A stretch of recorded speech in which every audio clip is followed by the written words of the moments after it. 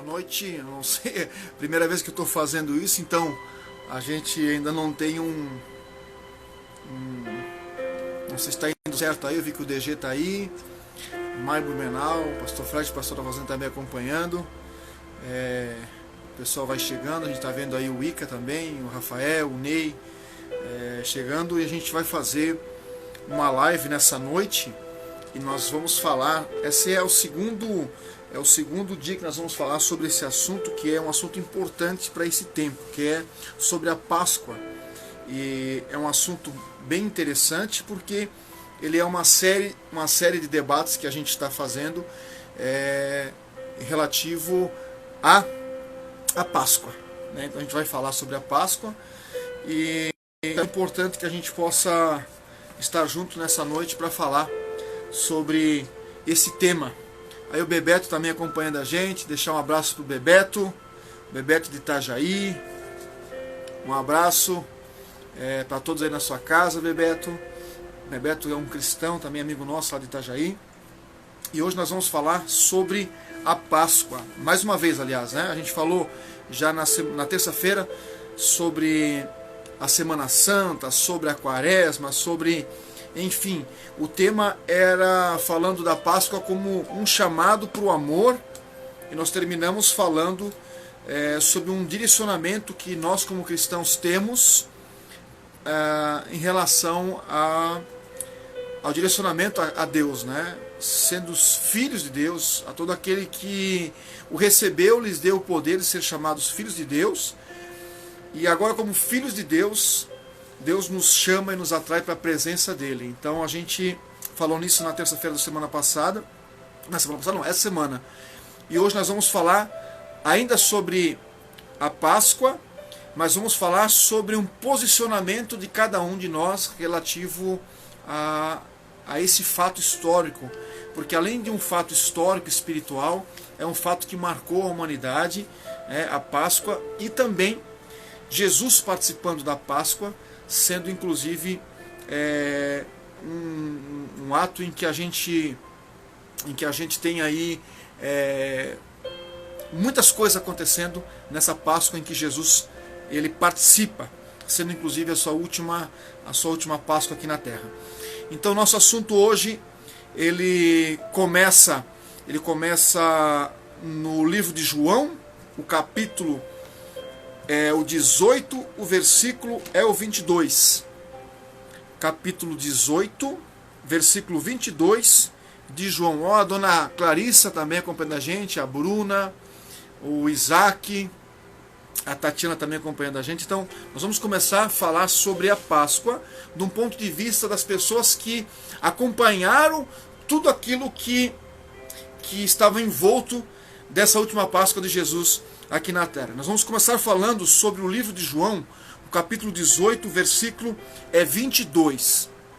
Diz assim: E tendo dito isso, um dos criados que ali estavam deu uma bofetada em Jesus, dizendo assim: Responde ao sumo sacerdote. Ou seja, Jesus ele é preso ali no jardim do Getsemane, e essa primeira ação que acontece é Jesus recebendo um tapa na cara, literalmente uma bofetada na cara de um daqueles que estavam ali, de um criado que estava ali, né? Então na verdade, esses são os primeiros golpes, os primeiros espancamentos, os açoites que Jesus recebeu, e ele iria suportar muito mais ao longo desse caminho em que ele faz aí do Getsemane, quando ele é preso e até ao momento em que ele é levado para a cruz. Ou seja, frequentemente nós consideramos a provação, a surra, a crucificação de Jesus como pena. Quantos de nós, por exemplo, nós olhamos e a gente sente remorso, dor, tristeza, quando nós nesse tempo paramos para quê? Para falar sobre esse acontecimento da crucificação de Jesus, desses passos que aconteceram no tempo em que Jesus estava sendo levado aí então para a crucificação. E quando nós pensamos nisso, muitas vezes, muitos de nós têm um peso no coração em lembrar tudo aquilo que Jesus suportou lá na cruz do Calvário por cada um de nós, né?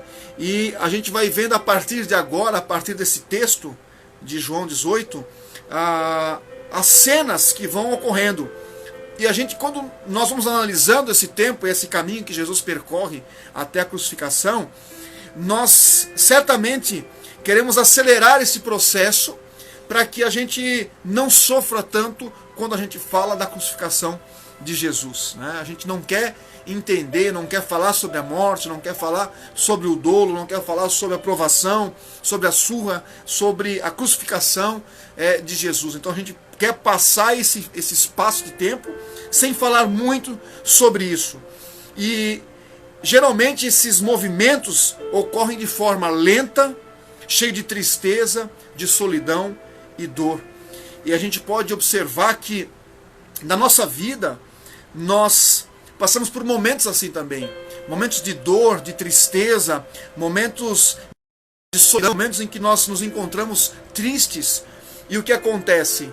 Nós queremos que esse tempo ele passe ligeiro, ele passe cada vez mais rápido, para que a gente não sofra tanto, para que a gente não tenha tanta dificuldade por passar pelas dificuldades que a gente vai tendo no meio do caminho. Essas cenas devem ser sempre visualizadas de uma forma de expectação, né? A gente olha com um espectador que tem pena, mas pelos olhos e o coração de homens que estavam naquele tempo vivendo, eles estavam vivendo aquele momento da crucificação de Jesus, tanto da prisão de Jesus, quanto a condução dele até a crucificação. Eles não estavam olhando com os mesmos olhos que nós olhamos hoje, olhos de pena, olhos de tristeza, de dor. Eles estavam olhando com os olhos daquele tempo, com o coração de homens horríveis e terríveis. E esses homens horríveis, terríveis nas suas ações, eles se assemelham muito a nós, porque nós somos homens igual àqueles homens do passado.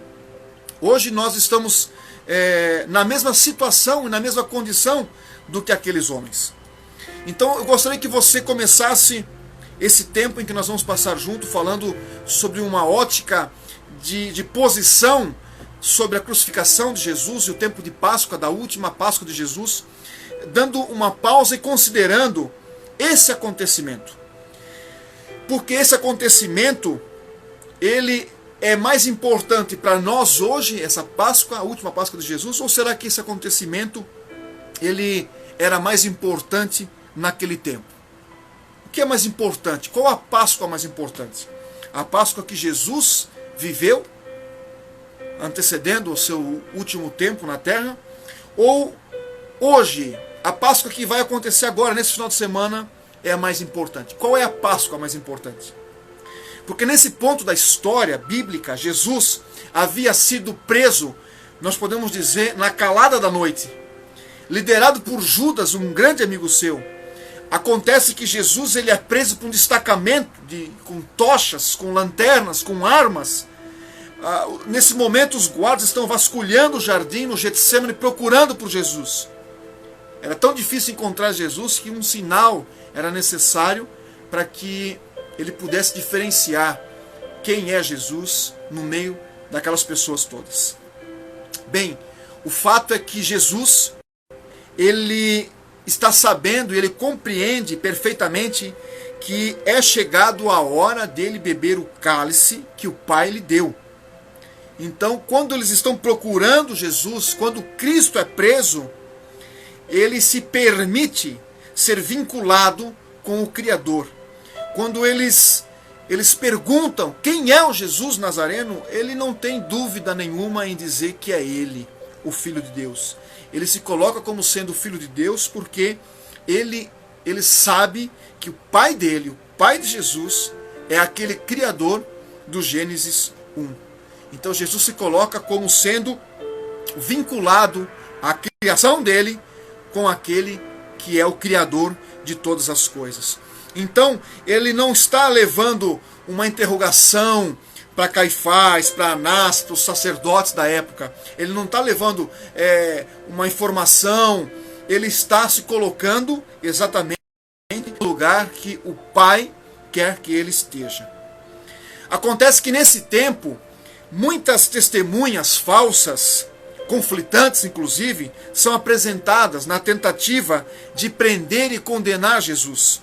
O sumo sacerdote enraivecido, ele faz uma pergunta: eu submeti ao juramento pelo Deus vivo, diga-nos se você é o Cristo, o Filho do Deus vivo.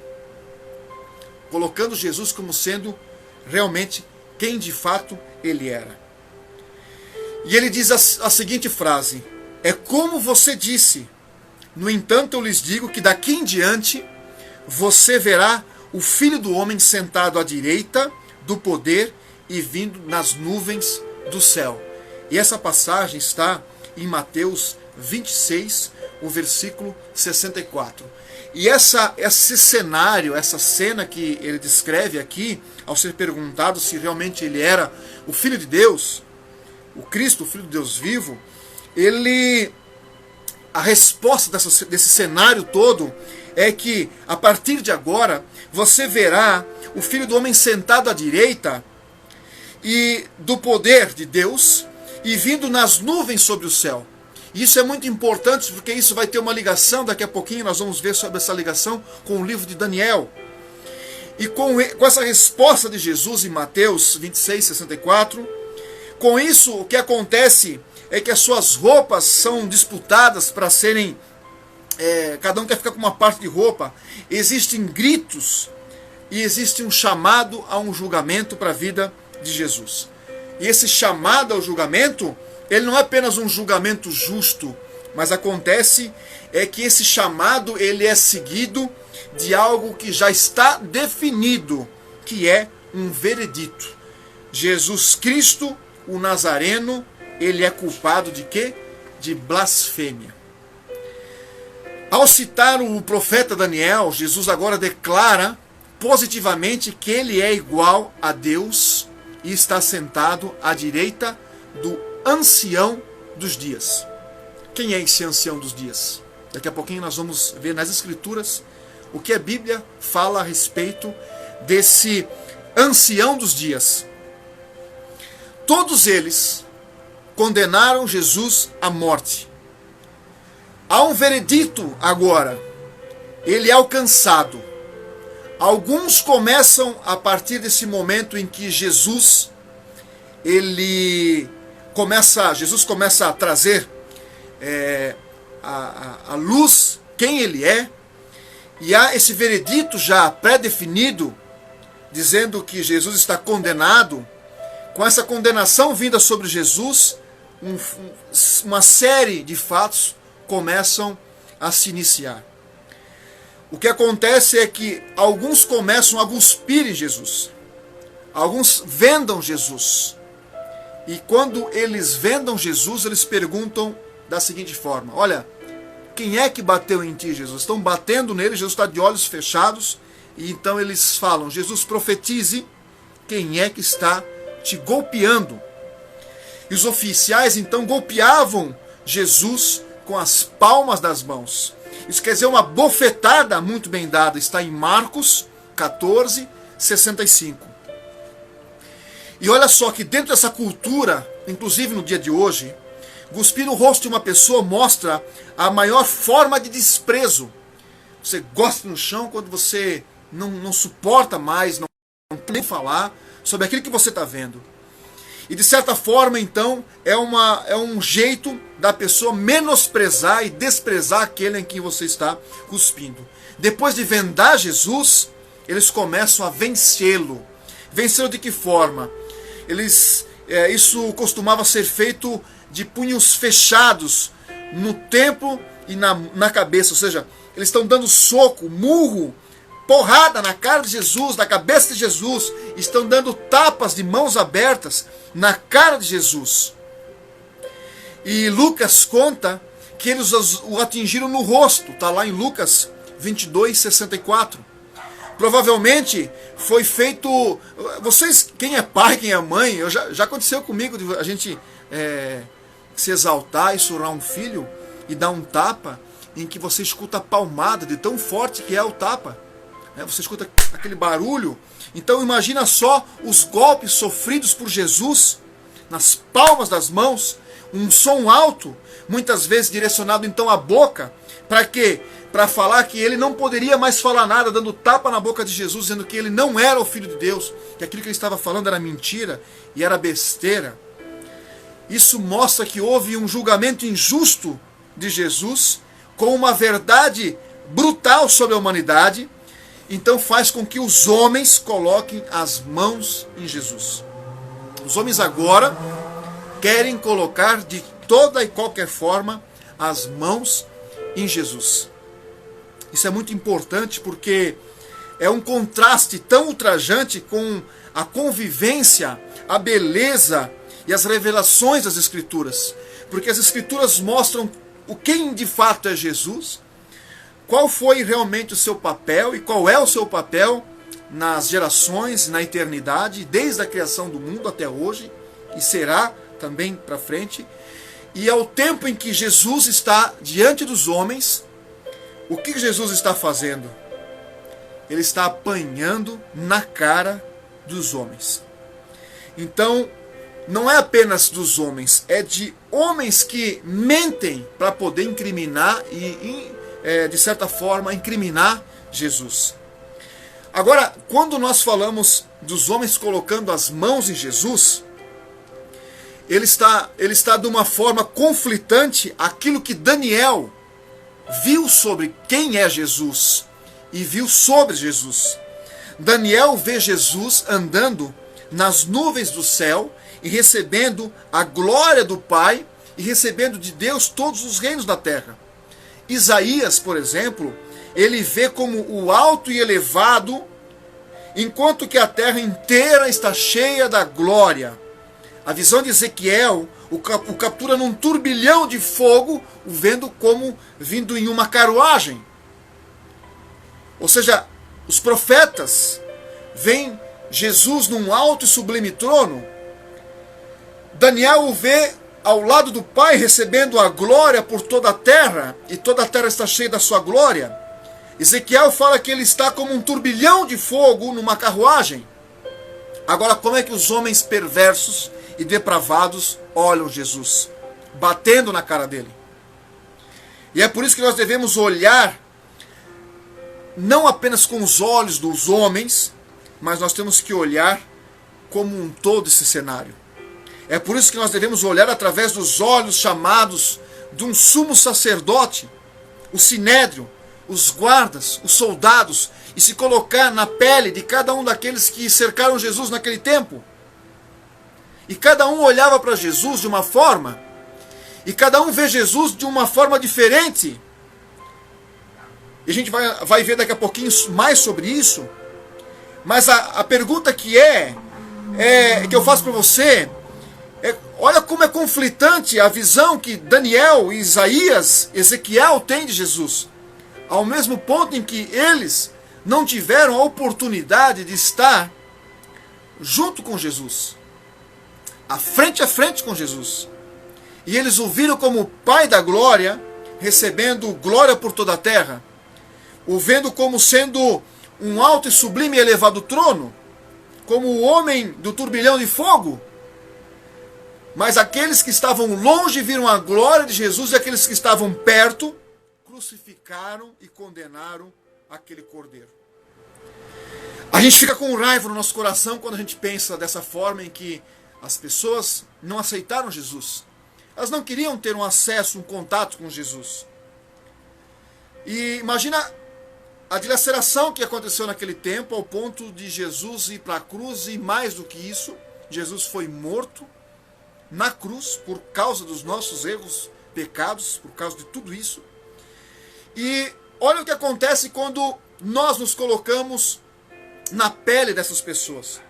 Porque nós nos colocamos na pele dessas pessoas todos os dias da nossa vida. Sabe o que acontece? Quando alguém faz mal para a gente, o que a gente faz? A gente está tranquilo, como Jesus seguiu, como ovelha muda? Ou a gente cega o nosso punho, quer dar tapa na cara, quer cuspir na cara, quer levar diante da justiça, quer fazer de tudo para que as pessoas saibam quem é esse traste? Será que mudou muito daquele tempo para agora? Sabe, será que as nossas mentes estão cheias de mentiras?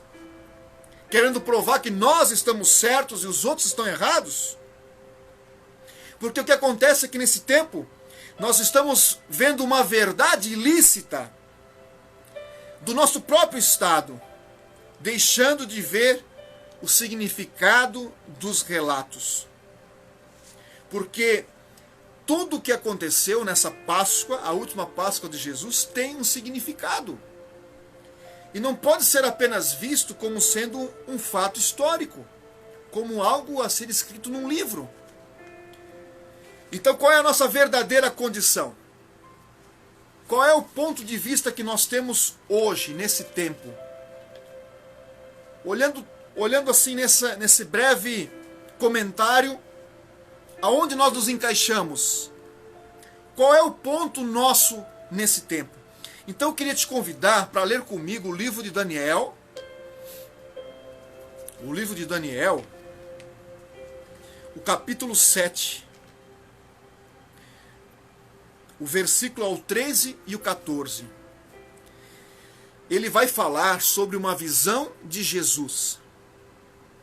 Daniel não conviveu com Jesus, mas ele teve uma visão de quem era Jesus.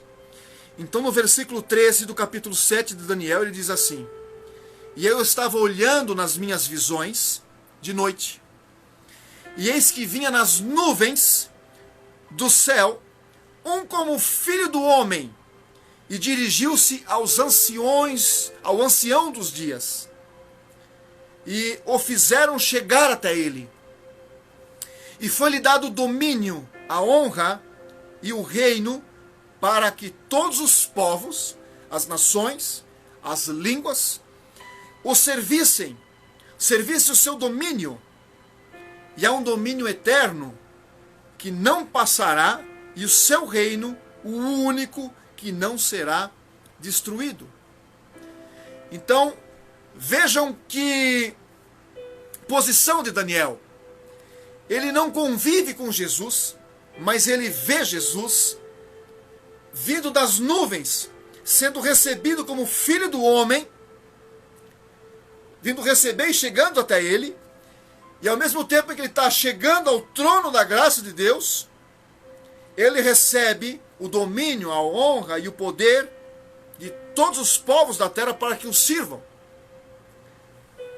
E quando a pergunta é feita a Jesus, se tu és Jesus, o Filho de Deus, ele claramente responde: olha, eu lhe digo que daqui em diante você verá o Filho do Homem sentado à direita do poder e vindo nas nuvens do céu.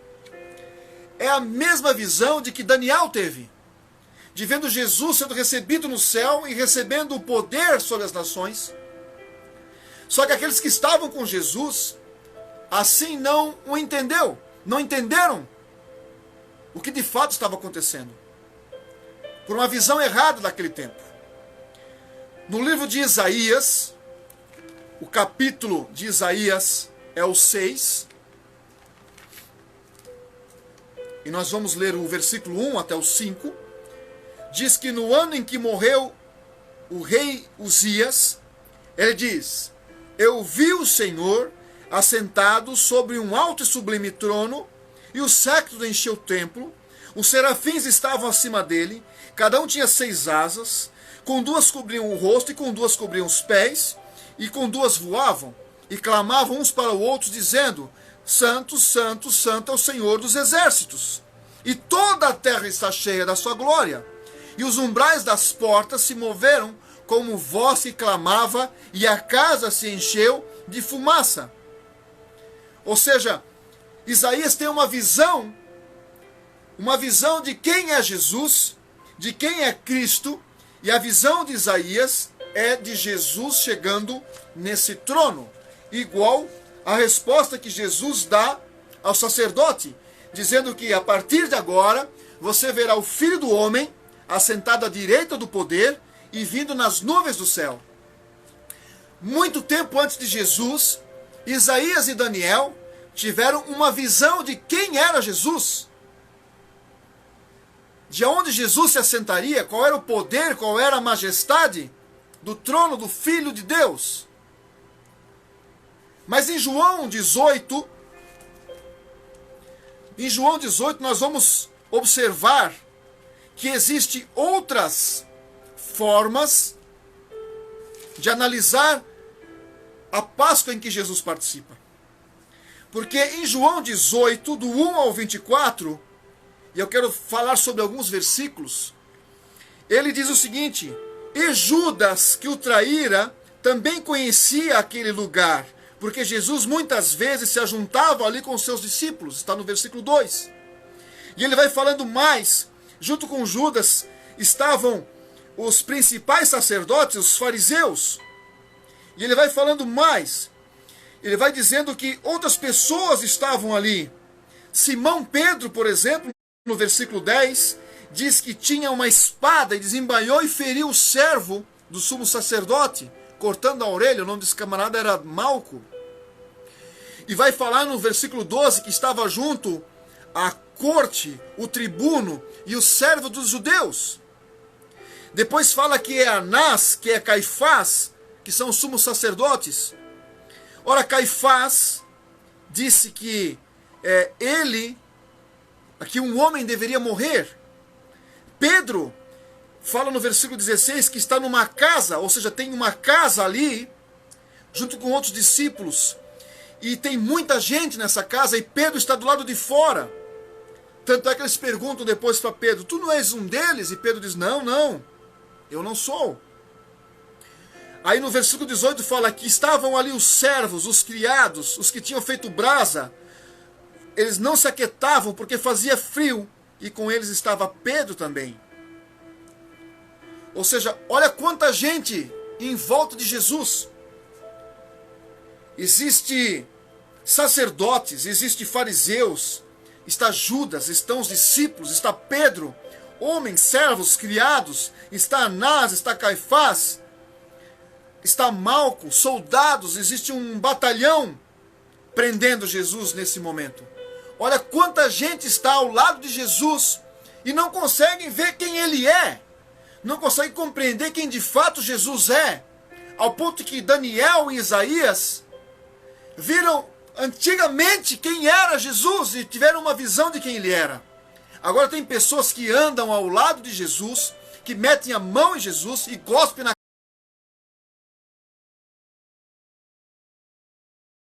cara dele. Pessoas que estão ao lado da fonte da vida. Eu vim para que tenham vida. E o que essas pessoas estão fazendo com Jesus? Estão levando para o madeiro, estão levando para a morte.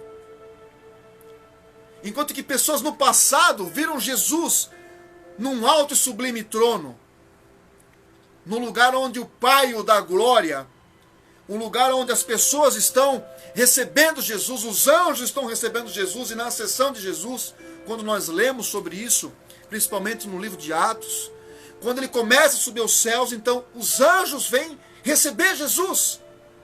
Assim como Isaías viu os anjos chegando e levando este filho do Pai da glória, do ancião do tempo, o levando para a glória de Deus. Em Mateus 26,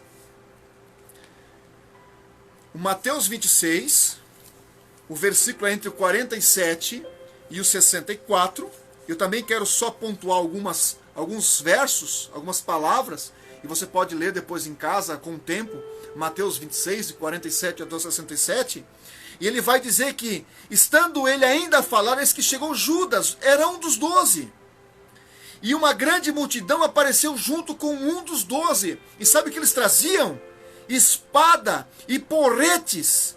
E junto tinha príncipes, anciões do povo. Pessoas que estavam compreendendo quem eram, pessoas mais experimentadas que deveriam saber e entender das coisas, estavam juntos. Havia os sacerdotes que deveriam de fato estar sendo boca profética naquele tempo e trazendo as informações de Deus para a terra. E diz que Judas se aproximou e o beijou para o entregar. Então Jesus, num tempo, falou para Pedro para guardar a sua espada, porque Pedro, há um tempo, feriu um dos guardas do sacerdote. Então disse Jesus à multidão, no versículo 55, saíste como que para um salteador, com espadas e porretes para prender, como comparando Jesus a um ladrão, a um salteador. E ele fala, eu que estava todos os dias ensinando no templo. Olha só, Jesus está ensinando, as pessoas o olham como um ladrão. No versículo 58 fala que Pedro está de longe. No 59 fala de príncipes dos sacerdotes, os anciões, o conselho buscava um falso testemunho contra Jesus. Olha quanta gente envolvida nesse cenário. Nós não estamos dizendo que Caifás errou, que Anás errou. Nós estamos dizendo que uma pessoa errou. Nós estamos falando de multidões de pessoas que tiveram a oportunidade de acabar com isso. Jesus, porém, guardava silêncio, mas o sumo sacerdote insistia. Tu és o Cristo, o Filho do Deus vivo? Então acontece que no versículo 67, eles cuspiam-lhe no rosto, e lhe davam muros, soco, outros davam tapas, bofeteavam, dizendo, profetiza-nos, quem é que te bateu? Ou seja, olha o tratamento que Jesus está recebendo, de muita gente, tapa na cara, cuspindo na cara. No capítulo 14 de Marcos, é de 43 ao 65, também vai trazer muitas coisas. No capítulo 50, que mais me chama a atenção, diz o seguinte, então deixando todos, fugiram. Deixaram Jesus sozinho, todos fugiram. Quantos ainda estão com Jesus hoje? Quantos de nós estão com Jesus hoje? Será que fugimos todos? No versículo 65 diz que começaram a cuspir nele, a cobrir o rosto e dar-lhe socos e punhaladas. E dizer, profetiza, profetiza, quem de nós te surrou? E o versículo 64 diz algo que é estremecedor. Ele fala assim, Marcos 14, 64, e todos o consideraram culpado de morte. Não teve um lá que tivesse, não, esse homem não. Não, todos foram unânimes em dizer que Jesus era culpado e era culpado para a morte. Lucas 22, do 63 ao 71, também diz que no 63 que os homens zombavam de Jesus e os homens feriam Jesus. No versículo 71, de que mais testemunho necessitamos, pois nós mesmos os ouvimos da sua boca. Nós sabemos o que ele está falando. Pilatos agora entra em cena no capítulo 23. Tu és o rei dos judeus? Ou seja, as pessoas que tiveram a oportunidade de conviver com Jesus não o reconheceram. E João fala isso, dizendo que Jesus veio para os seus, mas os seus não o reconheceram. Mas também aqueles que os reconheceram, lhe deu o poder de ser chamados filhos de Deus. Então, diante desses textos que nós lemos, eu quero te perguntar, como é que você está observando e visualizando a aprovação de Jesus? Aonde que você se coloca nesse tempo, nessa aprovação de Jesus, na crucificação da última Páscoa em que ele participa? Quero te dar um exemplo. Você é o espectador passivo, aquele que está ali olhando tudo acontecer? Você é um dos discípulos que, como nós lemos no livro de Marcos, fugiram todos? Você é um guarda que vai lá fazer o que é certo e prender Jesus? Você é o sumo sacerdote que condenou um inocente? Você é Jesus? Ou é um outro? Quem você é nesse cenário? Aonde você se coloca? Medite dentro de você, diante de tudo que aconteceu, porque Daniel e Isaías viram Jesus num alto sublime trono. Como é que nós, nesse tempo agora, ainda não conseguimos ver quem é Jesus e aonde Jesus está sentado de verdade? Por que eu pergunto para você, quem é você? Porque nós precisamos ter, nesse tempo, uma clara impressão de que essa cena, ela pode ser vista hoje. Porque se Daniel e Isaías viram essa cena, nós também podemos ver essa cena.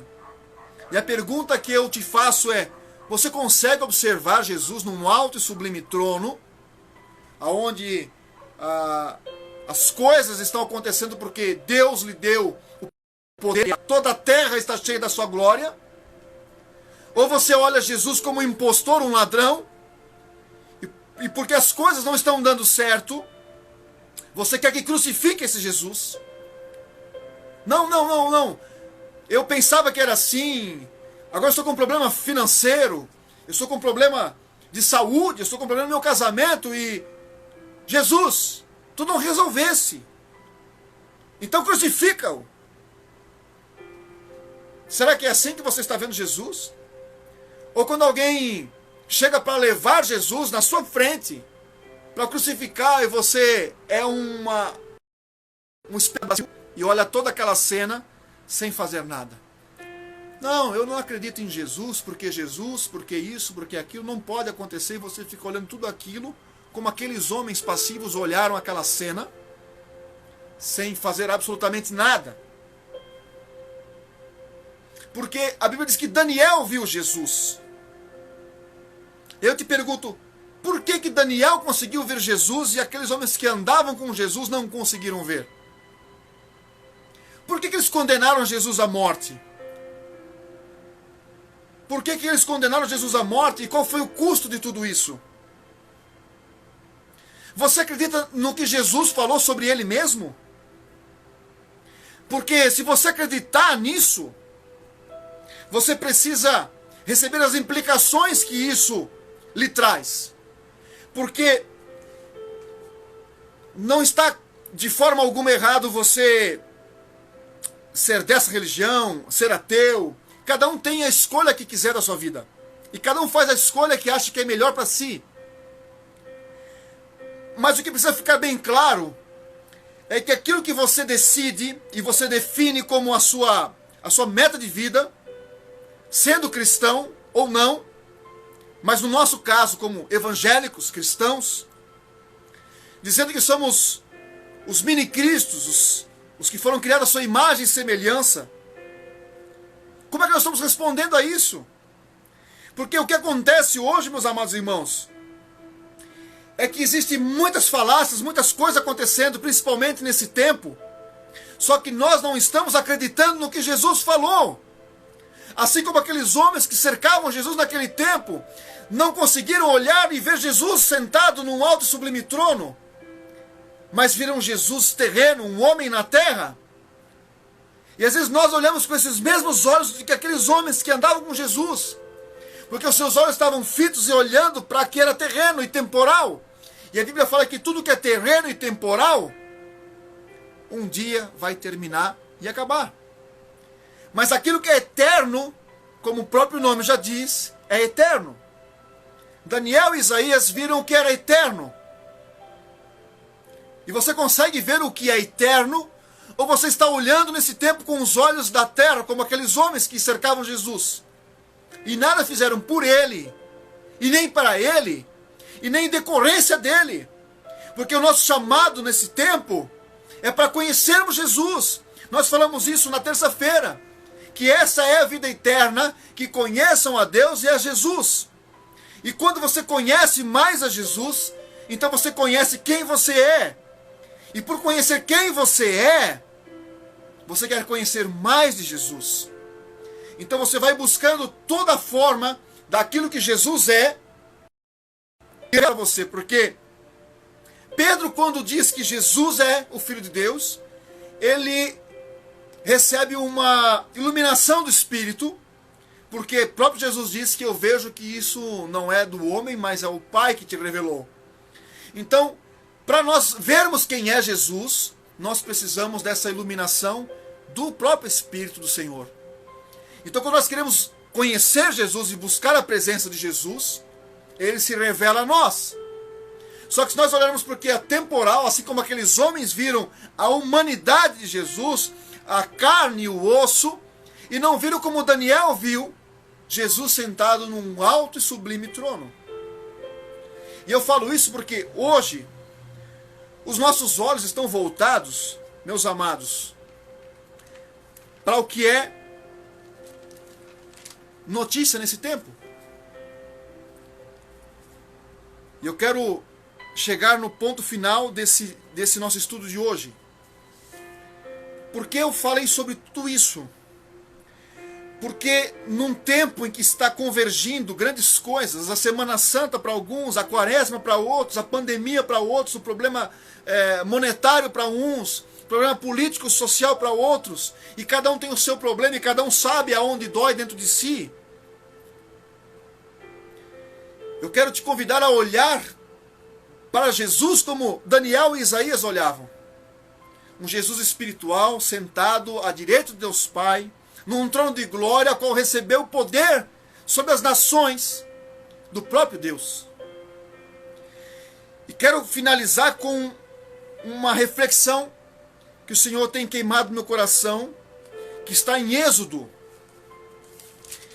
E você pode, em casa, buscar informações sobre o que nós chamamos das 10 pragas. Porque as pragas sobrevieram sobre um tempo, sobre a face da terra. Houveram pragas que transformaram o mundo e colocaram esse mundo de cabeça para baixo. Por que eu estou falando isso? Porque no verso 13, capítulo 13 de Êxodo, ele vai falar sobre a morte dos primogênitos.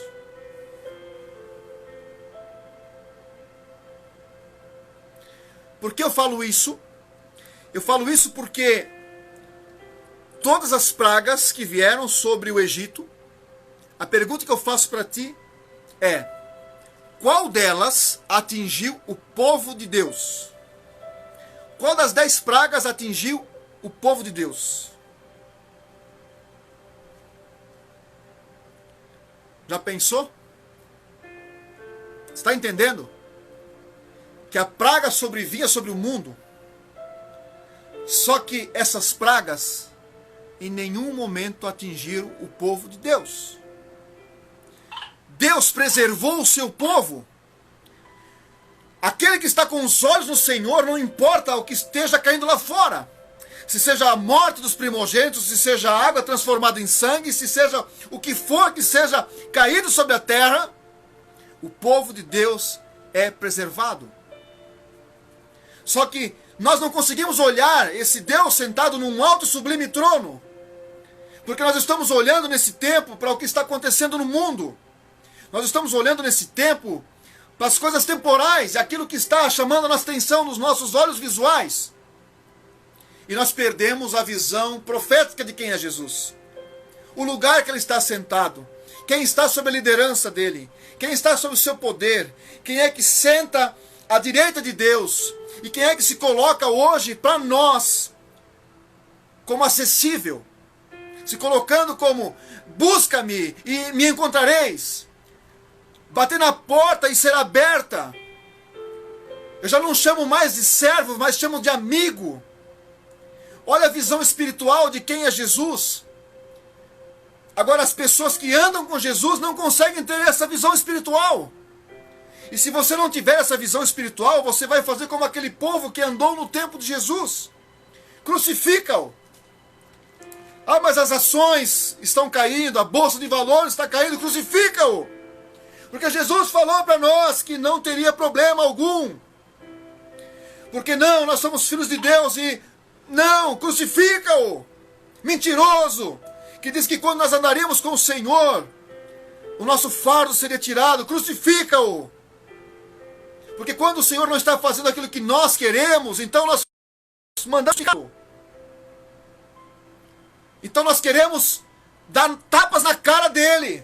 Ei Jesus, tu não falou que não ia acontecer isso comigo? Porque nós não estamos tendo uma visão profética de quem ele é. De Daniel 7, de Isaías 6. Está sentado num alto e sublime trono. E toda a terra está cheia da sua glória. Só que o problema é que nós não enxergamos a glória de Deus. O problema é que nós não temos os nossos olhos voltados para a revelação espiritual de quem é o Senhor Jesus. E nós criamos um Jesus marionete dos nossos desejos. Um Jesus marionete das nossas vontades, do nosso intestino, do nosso interior, da nossa barriga. Porque o que nós queremos é que Jesus satisfaça os nossos desejos. Porque a nossa visão de quem ele é terrena. Então nós mandamos crucificá-lo. E o tema dessa noite é a posição que você está vendo tudo isso. Porque você pode estar correndo o mesmo erro do que aquelas pessoas. Você pode estar fazendo selfie com o Senhor Jesus nessa hora. Mas não olhar com os olhos espirituais. Você pode fazer pregações, você pode fazer orações, você pode fazer jejuns e consagrações, você pode vestir uma roupa. Mas se o Senhor não estiver dentro de você, com os seus olhos voltados para a eternidade, então você vai crucificar Jesus mais uma vez. Agora o que a gente precisa nesse tempo é identificar qual é a nossa posição em tudo isso. Da onde nós estamos observando, da onde nós estamos olhando, tudo isso acontecer. Agora cabe a nós mudar essa história. Cabe a cada um de nós fazer uma reflexão de que ponto nós estamos olhando para Jesus. Porque alguns deles estavam muito próximos, alguns passaram dias e dias dormindo, acordando, almoçando e jantando com Jesus, mas o traíram. Alguns dizem que na hora que Jesus recebe a sua cruz para começar a via dolorosa, eles o abandonaram e deixaram sozinho. Ou seja, no primeiro momento de dificuldade, caparam o gato. Não ficou ninguém. E a pergunta que eu te faço nesse tempo, você é um desses que na primeira dificuldade capa o gato e se manda? Ou você é desse que nem Daniel e Isaías que olham o Senhor sentado num alto sublime trono? Que você é aquele que crê no que está escrito em Êxodo, em que sim, tiveram pragas, mas nenhuma delas atingiu o povo de Deus, porque Deus guardou o seu povo. Onde está seu coração? Aí está o seu tesouro. Onde está seu tesouro? Aí está seu coração. Quais são as coisas que você está olhando como maravilhoso nesse tempo? Então aí vai estar o seu tesouro, aí vai estar a sua vontade de seguir todos os dias, vai ser a vontade de você levantar todos os dias, é para lá que você vai correr, é para lá que você vai trabalhar, é isso que você vai fazer, porque isso vai, de certa forma, atender às suas necessidades. Mas agora, se nós estivermos olhando para o Senhor como quem de fato Ele é, e Ele é um Deus todo-poderoso, Criador do céu e da terra, e quando Ele manda Jesus para a terra, Ele faz novamente convergir essas duas ações. Ele criou o céu e a terra, e agora o céu e a terra tem que se formar um novamente. E esse é o chamado de Jesus para novamente trazer o céu para a terra e a terra para o céu. Os olhos nossos estão voltados para aqui, a terra, se esquecendo do céu. E aí eu quero trazer uma experiência de uma palavra que que eu vi esses dias falando sobre a ciência e a fé. E olha como se inverteu o papel, porque a ciência, ela precisa ter um ponto de equilíbrio onde ela possa se fundamentar. Ela não pode dizer nada que não seja sólido, palpável e natural aos seus olhos. Só que a fé não. A fé nos permite ir aonde a ciência não permite. Só que os nossos olhos de cristão hoje, por não estarem voltados à eternidade, não estarem voltados como Daniel, como Isaías, olhando o Senhor no alto e sublime trono, e com o poder sobre todo o reino, todas as nações, sobre todas as coisas. Então nós nos pautamos pela ciência, e esquecemos que a fé vai além da ciência. Se a ciência diz que daqui a 3 meses o Brasil vai estar numa pandemia, vai estar num caos, a fé pode dizer que tudo vai terra em nome de Jesus. Se a ciência diz que o Brasil vai passar por um colapso financeiro, a minha fé no Senhor diz que isso tudo pode cair por terra. Porque nós não precisamos de evidências. A fé não é fundamentada na evidência. A fé é fundamentada naquilo que Deus falou. Só que nós não conseguimos nos prender naquilo que Deus falou. Nós temos que ter evidências físicas e materiais para acreditar. E se você espera um sinal de Deus para a sua vida, Senhor, me dê um sinal, então sabe que você não tem fé. Porque a fé é o firme fundamento das coisas que não se veem. Não há sinal, não há nada dizendo que isso vai acontecer. Mas pela fé no Senhor você diz, vai acontecer. Isso é fé. Se você tivesse um resquício só de alguma coisa, não seria fé. Seria crença. Seria outras coisas, menos fé. Agora, Jesus sim, como diz a Bruna, pode mudar cenários. Mas para isso é necessário ter fé.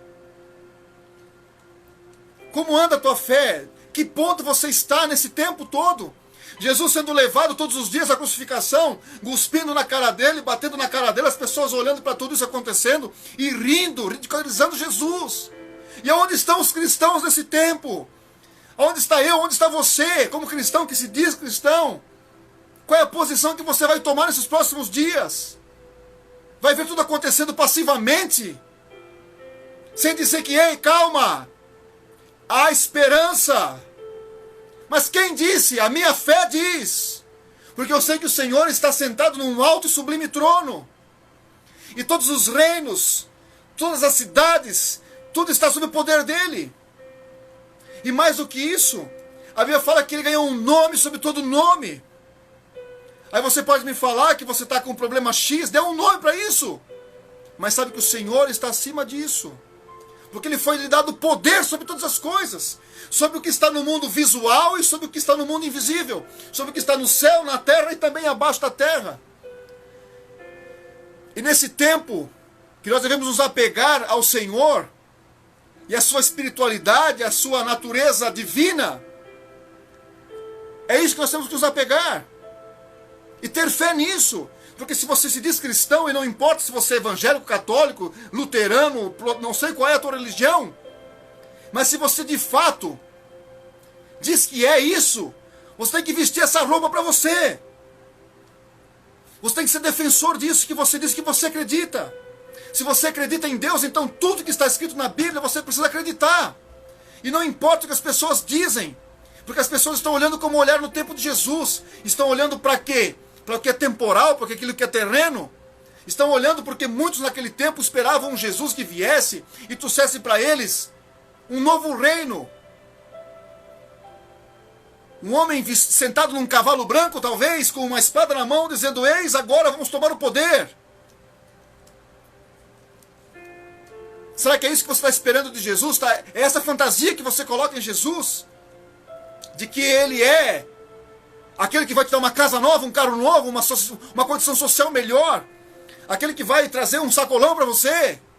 Não estou dizendo que Jesus não possa, longe de mim, entrar nesse assunto ou querer julgar sobre esse assunto. Mas eu quero dizer que acima de todas as coisas há um alto e sublime trono e o Senhor está sentado sobre esse trono. E todo poder está sujeito a Ele. E todas as coisas estão sujeitas a Ele. Agora a sua visão de como as coisas estão acontecendo nesse tempo não podem ser como descrito no livro de João, de Mateus, de Marcos, de Lucas. Mas a sua visão sobre as coisas precisa estar fundamentada no que Daniel escreveu, no que Isaías escreveu. Assim como naquele tempo o Senhor preservou o seu povo de todas as pragas que caíram, e elas aniquilaram o povo ao ponto de matarem os egípcios. Mas quantos do povo de Deus morreram na travessia do rio? Quantos morreram? Nenhum. O Senhor preservou todos durante as pragas. Quantas pragas de fato atingiram o povo de Deus? Nenhuma, porque o Senhor preserva. O Senhor preserva, e eles tiveram uma visão lá na frente. A fé que eles tiveram. E olha como é a fé. Jesus fala em festejem, comemorem a Páscoa, porque vocês saíram do Egito. Só que isso ia acontecer no outro dia só. Isso quer dizer que houve fé daquele povo em comemorar a Páscoa, porque sabia que o Senhor era um Deus de palavra, que cumpria a sua palavra, que segue a risco tudo aquilo que Ele fala. Então, meus amados, é o tempo de nós nos posicionarmos, olhando para o Senhor, pelo lado certo. Mesmo que de longe, mas olhando para o alto e sublime trono, olhando o Senhor na sua glória, acima de todas as coisas.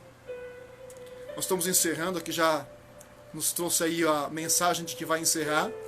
Eu queria orar com você e pedir que você meditasse nessa palavra, para que o Senhor traga clareza ao seu coração sobre esse tempo novo de se posicionar, olhando para aquilo que é eterno, para aquilo que está no céu, numa nova visão, sob uma nova ótica, podendo estar longe como estava Daniel, podendo estar longe como estava Isaías, mas olhando quem de fato Jesus é, quem de fato Deus é. Amém? Senhor nosso Deus, nós oramos nesse tempo, ó Pai, pedindo que o Senhor traga clareza dessas coisas para os meus amados irmãos que nos acompanharam, que ouviram, que leram, que estão aqui nos acompanhando. Que o Senhor traga um espírito correto sobre a vida de cada um, para que eles tenham um coração preparado para receber o que o Senhor tem para receber, para dar para a vida deles, que eles possam se posicionar para receber isso. Levante, Senhor, homens e mulheres sábios nesse tempo, para que eles vejam não como aqueles homens viram Jesus, mas que eles vejam o eterno, o que está no céu, um alto e sublime trono, e o Senhor assentado com o poder e a glória sobre tudo e sobre todos.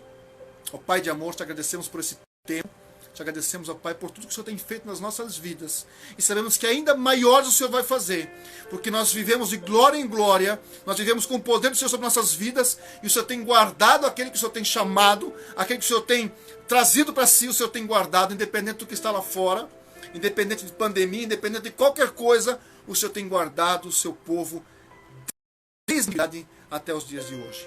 Nós queremos, Senhor, te exaltar, te agradecer, porque Tu és o nosso Deus soberano. Sobre todas as coisas Tu és o Senhor. Sobre tudo Tu és o Senhor. Sobre a nossa vida Tu és o Senhor. Nós agradecemos por esse tempo, em nome de Jesus. Amém. Amém, meus amados irmãos. Que o Senhor os abençoe e vire o rosto dele sobre a vida de cada um de vocês e possa trazer a cada um a paz que excede todo entendimento. A paz do Senhor Jesus esteja sobre a tua vida. Deus te abençoe.